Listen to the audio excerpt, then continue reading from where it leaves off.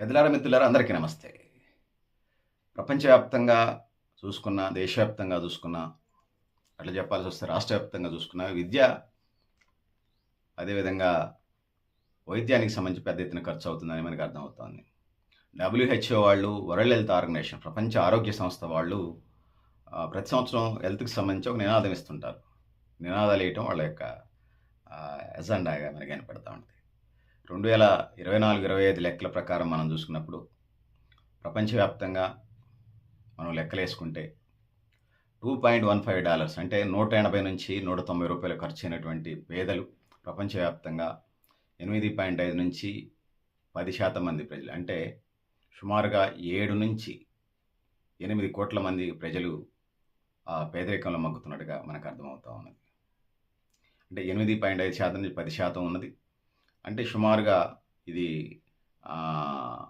జనాభా లెక్కల ప్రకారం చూసుకుంటే అంటే 690-800 మిలియన్ల ప్రజలు, 690-800 మిలియన్ల ప్రజలు అంటే 7-8 కోట్ల మంది ప్రజలు, 8 కోట్ల మంది ప్రజలు 2024-25 లెక్కల ప్రకారం కనీసం వైద్యాన్ని అందుకోలేనటువంటి పరిస్థితుల్లో ఈ ప్రపంచంలో ఉన్నారు. ప్రపంచంలో 800 కోట్ల నుంచి 1000 కోట్ల జనాభా, 850 సరే సుమారుగా 1000 కోట్ల జనాభా అనుకుందాం. 900 కోట్లు ఉన్నట్టుంది. 900 నుంచి 1000 కోట్ల జనాభా మధ్య ఉన్నారు. ఇందులో 7-8 కోట్ల మంది కనీసం ప్రైమరీ హెల్త్ సెంటర్ కూడా అందుబాటులో లేనటువంటి పరిస్థితి ఉన్నది. ఇందులో ప్రధానంగా ఇంకా ఇది ప్రైమరీ హెల్త్ అందనటువంటి వాళ్ళు. ఇంకా అదనంగా మనం చూసుకున్నప్పుడు ఆరోగ్య విద్య అంటే హెల్త్‌కి సంబంధించినటువంటి సమాచారం ఇవ్వటం, హెల్త్ నాలెడ్జి సదస్సులు పెట్టడం, అవగాహన పెంచడం, కరపత్రాలు ఇవ్వటం, వాళ్ళ యొక్క జీవన ప్రమాణం పెంచడం, అంటే వాళ్ళు పౌష్టికాహారం తినే కార్యక్రమాలు చేయటం. ఈ కూడా లెక్కేసుకుంటే ప్రపంచవ్యాప్తంగా 18% మంది ఇట్లాంటి పరిస్థితిలో ఉన్నారు.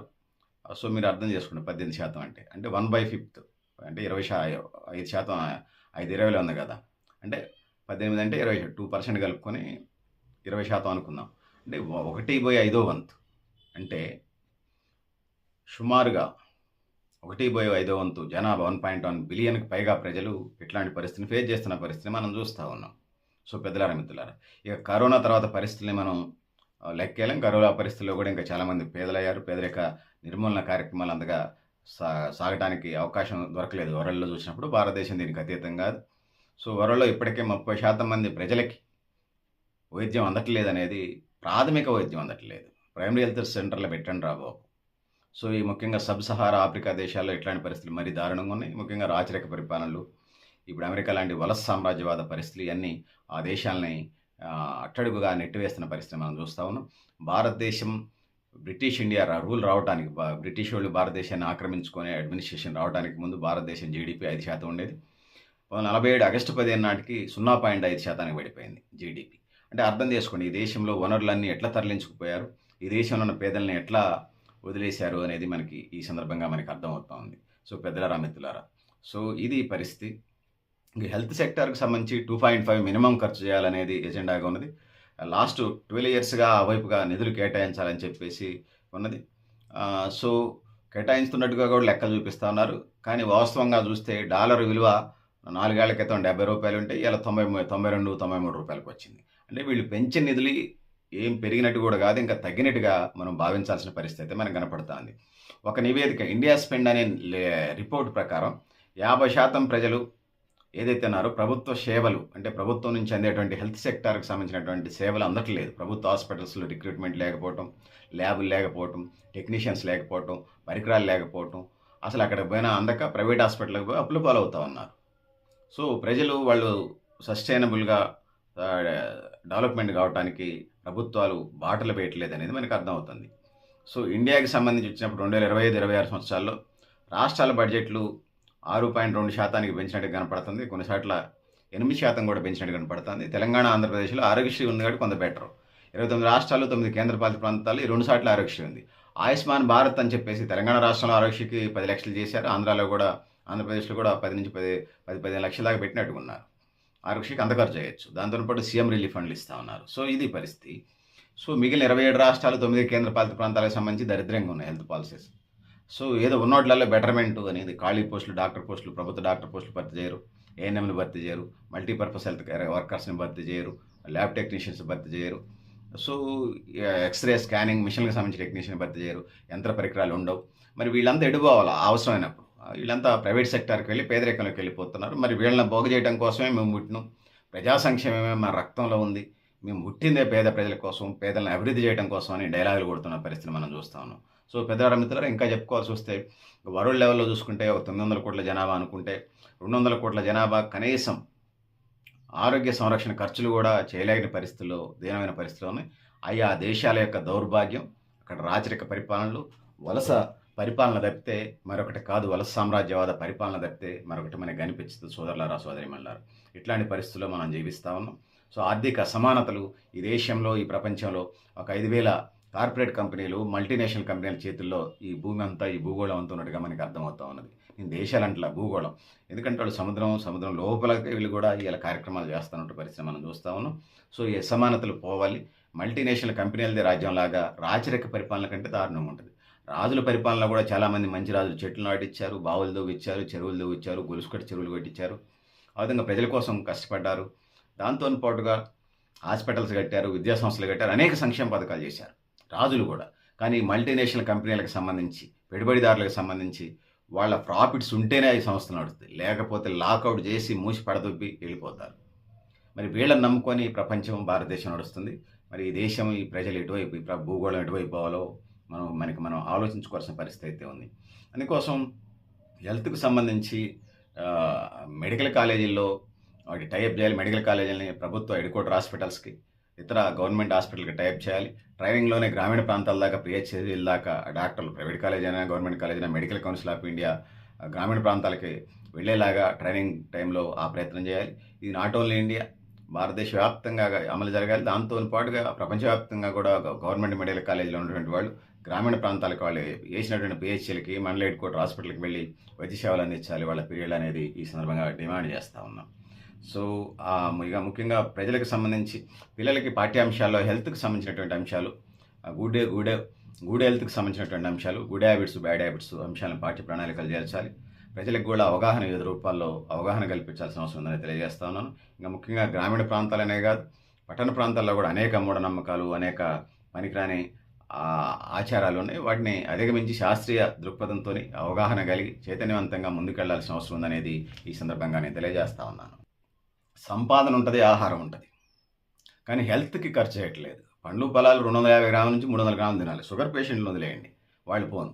కానీ ఎంత మట్టికి కట్ చేస్తున్నారు అనేది ఇలా ప్రశ్నార్థకం. అంత ఖర్చు చేయట్లేదు హెల్త్ మీద. అందుకోసమే లైఫ్ స్పాన్, పెరగాల్సినటువంటి లైఫ్ స్పాన్ తగ్గుతా, అంటే కొద్దిపాటిగా పెరుగుతూ ఉంది. అంత పెరగట్లా. సైన్స్ అండ్ టెక్నాలజీ పెరుగుతుంది. మనం అంతరిక్షాల్లోకి ఉపగ్రహాలు పంపిస్తూ ఉన్నాం.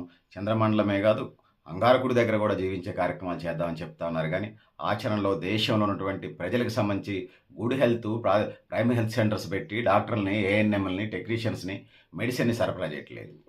సో ఇది కేవలం అలోపతికి సంబంధించిందే కాదు. ఆయుష్, AYUSH choice, ayurvedic, yoga, Unani, సిద్ధ, హోమియో వీటిని కూడా అభివృద్ధి చేయాలి. అదేవిధంగా ప్రకృతి వైద్యాన్ని అభివృద్ధి చేయాలి. అదేవిధంగా అక్యుపెంచర్ని కూడా అభివృద్ధి చేయాలనేది ఈ సందర్భంగా నేను డిమాండ్ చేస్తున్నాను. ఇక వరల్డ్ హెల్త్ ఆర్గనైజేషన్కి సంబంధించి 4 రకాల పరిస్థితులు చెప్తా ఉన్నారు. అందులో నేను 2 చెప్పి తర్వాత 4కు వెళ్తాను. అంటువ్యాధులు కానివి, communicable diseases, non communicable diseases అంటారు. అంటువ్యాధులు అంటే టీవీ లాంటి జబ్బులు, నాన్ అంటువ్యాధులు అంటే మామూలుగా జ్వరాలు లాంటివి అనుకుందాం. చాలా జబ్బులు ఉంటాయి డిసీజెస్లో.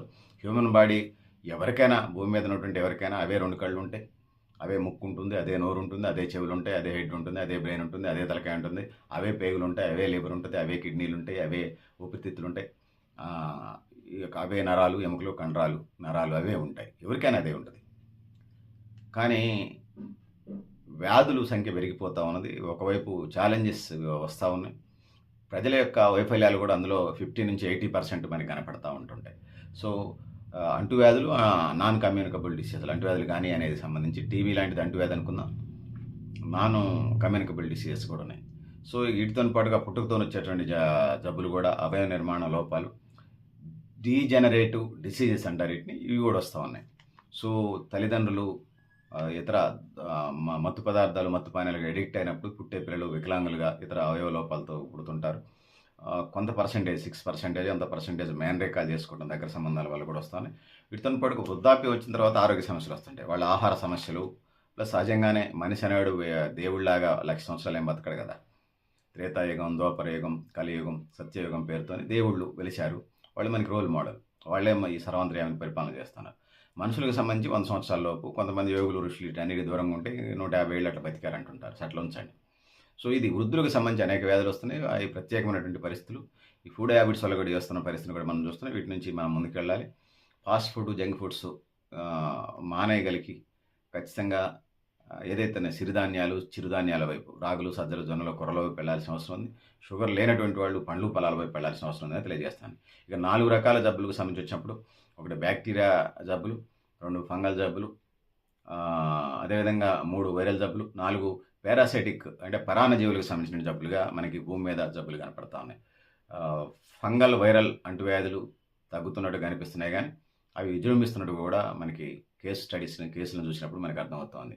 ఇంకా పరాన్నజీవులకు సంబంధించి వచ్చినప్పుడు మలేరియా మరణాలు, మలేరియా రానట్టుగానే ఉంటుంది, కానీ మలేరియా మరణాలు బ్రెయిన్ మలేరియా దాకా వెళ్తుంది. ఏజెన్సీ ప్రాంతాల్లో మలేరియాకి సంబంధించినటువంటి బ్లడ్ టెస్ట్ చేస్తే బాడీలో బయటపడతా ఉన్నాయి. కోర్సు పూర్తిగా వాడారా వాడలేదా కారణాలు ఏమైనప్పటికీ వాళ్ళకి ఆ వైద్య సౌకర్యాలు సరిగ్గా లేక కొన్ని బ్రెయిన్ మలేరియా కేసులు చనిపోతా ఉన్నారు. సో ఇట్లాంటి పరిస్థితులు ఉన్నాయి. ఇంకా బ్యాక్టీరియా వ్యాధులకు సంబంధించి ఉన్నప్పుడు బ్యాక్టీరియల్ వ్యాధులు కూడా రకరకాల పరిస్థితులు మనం చూస్తూ ఉన్నాం. ఇందులో టైఫాయిడ్, నిమోనియా,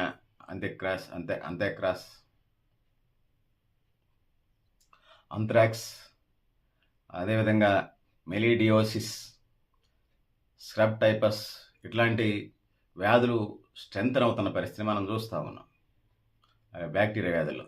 ఇక ఫంగల్ వ్యాధులు కూడా అవి తగ్గినట్టుగానే ఉంటాయి, కానీ మరింత పెరిగినట్టుగా మనకు అనిపిస్తున్నాయి. ఇక వైరల్ వ్యాధులకు వచ్చినప్పుడు ఏదైతేనో encephalitis, corona, dengue, chikungunya, Nipah, bird flu, measles ఇట్లాంటి వ్యాధులు వచ్చి అప్పుడప్పుడు అటాక్ చేస్తూ మానవులను అంతలాకుతలం చేస్తున్నాయి. ఇక HIV, AIDS, hepatitis B, hepatitis C మానవాళ్ళని ఇప్పటికీ ఇది వ్యాక్సిన్ లేదు, ఏదో కొన్నిటికి ఏదో కనుక్కుంటున్నారు. సో సంపూర్ణ వ్యాక్సిన్ కనుక్కోవాలి. అందుకోసం ఈ వ్యాధుల పట్ల కూడా అప్రమత్తంగా ఉండాలి. మరణాల రేషియో కూడా పెరిగే పరిస్థితి దేశవ్యాప్తంగా మనం అనేక కేస్ స్టడీస్ ద్వారా మనకు అర్థమవుతుంది. ఇప్పుడు చెప్పినటువంటి వ్యాధులతో పాటుగా సో బీపీ, షుగరు, క్యాన్సర్ కూడా ఇవాళ సంఖ్య పెరుగుతూ ఉంది. ఒకప్పుడు 100కో 1000, 10,000 మందికో 1,00,000 మందికో కేసులు ఉండేది. ఇవాళ క్యాన్సర్ అనేది ఇలా జీవనశైలి అలవాట్ల వల్ల, లేకపోతే ఫుడ్ ప్లాస్టిక్ బ్యాగులలో, ప్లాస్టిక్ క్యారియర్లలో కలిసినటువంటి నీళ్లు తాగటం వల్ల, ఇండస్ట్రియల్ ఏరియాలో వదిలినటువంటి ఇవి రసాయనాలు భూమిలో కలిసిపోవటం వల్ల అవి మనం తీసుకున్నప్పుడు క్యాన్సర్ బారిన పడుతూ ఉన్నారు. ధూమపానం వల్ల కూడా అవి ధూమపానం వల్ల ఊపిరితిత్తుల క్యాన్సర్లు, మద్యపానం వల్ల పేగుల అల్సర్లు, అవి అదే పనిగా తాగితే పేగుల అల్సర్లు పుండుగా మారి అవి మారకుండా క్యాన్సర్గా మారి మరణాల వైపు తీసుకెళ్తూ ఉన్నాయి. సో మానవ తప్పిదాలు కొన్ని ఉన్నాయి, ప్రకృతి వైపరీత్యాలు కొన్ని ఉన్నాయి. సో ప్రకృతి పర్యావరణం వల్ల ఉన్నాయి. సో ఇట్లా రకరకాల పరిస్థితులు, ఆహార అలవాట్ల వల్ల కూడా రకరకాల పరిస్థితులు మనకు కనిపిస్తూ ఉన్నాయి. సో ఇక బీపీ కూడా పంపింగ్ చిన్నప్పుడు ఉన్నటువంటి ఎదిగే వయసులో ఉన్నటువంటి పంపింగ్, మధ్య వయసు దాటిన తర్వాత బాడీ పంపింగ్ లెవెల్స్ తగ్గుతాయి. అందుకోసం వాకింగ్, వాళ్ళకి నచ్చినటువంటి ఆటలు, యోగా చేసే ప్రయత్నం చేయాలి. ఇంకొకటి షుగర్ కూడా ఇలా ఛాలెంజింగ్ విసురుతూ ఉంది. సో అందుకోసం షుగర్ ఇంగ్లీష్ మందులే కాకుండా హోమియో, ఆయుర్వేదిక్, అక్యుపెంచర్, అదేమంటారు ప్రకృతి వైద్యం వైపు వెళ్ళాల్సిన అవసరం ఉన్నది. ఆ విధంగా ముందుకెళ్లాల్సిన అవసరం ఉందని తెలియజేసుకుంటా ఉన్నాను. భారతదేశాన్ని sugar capital of the world అంటున్నారు. ప్రపంచవ్యాప్తంగా షుగర్ కేసులు ఉన్నాయి. భారతదేశం sugar capital of the world అంటే నాకు సంతోషం అనిపించింది. అదేనప్పుడు లోపలికి వెళ్ళి చదువుతుంటే ఒళ్ళుగా గురిపొడిచింది. Sugar capital of the world అంటే నేనేమనుకున్నానంటే, sugar capital of the world అన్నప్పుడు భారతదేశంలో చెరుకు బాగా పండిస్తున్నారు, పంచదార బాగా ప్రొడ్యూస్ అవుతుంది, ఎక్స్పోర్ట్ ఇంపోర్ట్స్లో మనకి కలిసి వస్తుంది అనుకున్నాను. కానీ షుగర్ క్యాపిటల్ ఆఫ్ అంటే షుగర్ పేషెంట్స్ ఎక్కువ ఉన్నటువంటి దేశంగా, షుగర్ పేషెంట్స్ ఎక్కువ ఉన్న రాష్ట్రంగా తెలంగాణ రాష్ట్రం ఉన్నప్పుడు, ముఖ్యంగా హైదరాబాద్ సిటీ ఉన్నప్పుడు ప్రపంచవ్యాప్తంగా కేసులు పెరిగిపోతున్నాయి. మానవుని ఆహార అలవాట్లు విద్యుకోవాలి. 120 సంవత్సరాల్లో తినాల్సినటువంటి ఫుడ్ని 40 ఏళ్ళకి తినేస్తున్నటువంటి కార్యక్రమం ఉన్నది. ఇంకా తింటమే ఎజెండాగా ఉన్నది. ప్రతి దానికి ఫంక్షన్లో దావతులా తయారైంది. సో సమతుల్య ఆహారం తీసుకోవాలి. సో ఏదైనా రోగం వస్తే తప్ప వీళ్ళకి ఫుడ్ డైట్ తెలియట్లా. ముందు జాగ్రత్త, precaution is better than cure అంటారు. ముందు జాగ్రత్తలు లేవు అనేది ఇక్కడ నేను స్పష్టంగా చెప్పదలుచుకున్నాను. సో ఆ విధంగా ముందుకు వెళ్ళాల్సిన అవసరం. ఇక పుట్టుక వచ్చే జబ్బులకు సంబంధించి తలసేమియా, సికిల్ సెల్, హిమోఫీలియా ఇట్లాంటివి ఉన్నాయి. సో ఆ మధ్య మనం చూసాం 16 కోట్ల ఇంజెక్షన్ అని. ఆ జబ్బు పేరు spinal muscular atrophy. Spinal muscular atrophy అనేటువంటి జబ్బుకి 16 కోట్ల రూపాయలైంది. 16 కోట్ల ఇంజెక్షన్. ఈ జబ్బు ఏం జబ్బు? స్పైనల్ మస్కులర్ అట్రోఫీకి సంబంధించి ఆ డిసీజ్కి, ఆ వ్యాధికి ఇంజెక్షన్ చేయాలంటే 16 కోట్లు. అది ఒక 6 కోట్లు ఆంధ్రప్రదేశ్ ప్రభుత్వం ఇచ్చింది. ఒక 10 కోట్లు పబ్లిక్ క్రౌడ్ ఫండింగ్ చేశారు. సో, ప్రతిసారి అది సాధ్యం కాకపోవచ్చు ఆ కేసులు ఎక్కువైనప్పుడు. సో, వీటిలో ఎట్లాంటి వాటి పట్ల జాగ్రత్తగా ఉండాలి. అవి రాకుండా ముందు జాగ్రత్తలు తీసుకోవాలి. దానికి సంబంధించి ప్రజలకు అవగాహన కల్పించడం, చైతన్యపరచడం, ఆ విధంగా ముందుకు తీసుకోవాల్సిన అవసరం ఉందనేది ఈ సందర్భంగా తెలియజేస్తా ఉన్నాను. సో, ముఖ్యంగా ప్రజల్లో ఆరోగ్యం పట్ల అవగాహన పెంచాలి, చైతన్యం పెరగాలి, తగిన చర్యలు తీసుకోవాలి. వ్యాధి నిరోధక టీకాలు వ్యాధి నిరోధకత అనేది సామాజిక బాధ్యత. వ్యాధి నిరోధక టీకాలు, వ్యాక్సిన్స్ అయన్నీ కంటిన్యూ చేయాలి. పల్స్ పోలియో దగ్గర నుంచి, మైజిల్స్ దగ్గర నుంచి అన్నిటిని సక్సెస్‌ఫుల్ చేసుకుంటూ పోవాలి. ముఖ్యంగా government medical college, aided medical కాలేజీలని ముందుకు తీసుకోవాలి. ముఖ్యంగా ప్రజలు సంతకాడికే బాబా ఆదర్శంగా భారతదేశ ప్రభుత్వం మోడీ పెట్టినటువంటి స్వచ్ఛ భారత్ కార్యక్రమాలను అమలు చేసి ముందుకెళ్ళాలి. ఇది కల్తీ లేని ఆహారాన్ని తీసుకుంటూ ముందుకు వెళ్లాల్సినటువంటి అవసరం అయితే మనకున్నది. ఆ విధంగా ఇలాంటి రోగాలన్నిటికీ దూరంగా ఉంటూ ఆరోగ్యవంతంగా మనిషి జీవించడానికి ఆస్కారం ఉంటుందని తెలియజేసుకుంటూ, పెద్దలారా, మిత్రులారా, మీరు కూడా మీ అభిప్రాయాన్ని కామెంట్ బాక్స్ రాయని తెలియజేస్తూ, నేను గరిడేపల్లి సత్యనారాయణ, న్యూ లక్ష్య ఆర్గనైజేషన్. థ్యాంక్ యూ అని ఉండాలి పెద్దలారా, మిత్రులారా.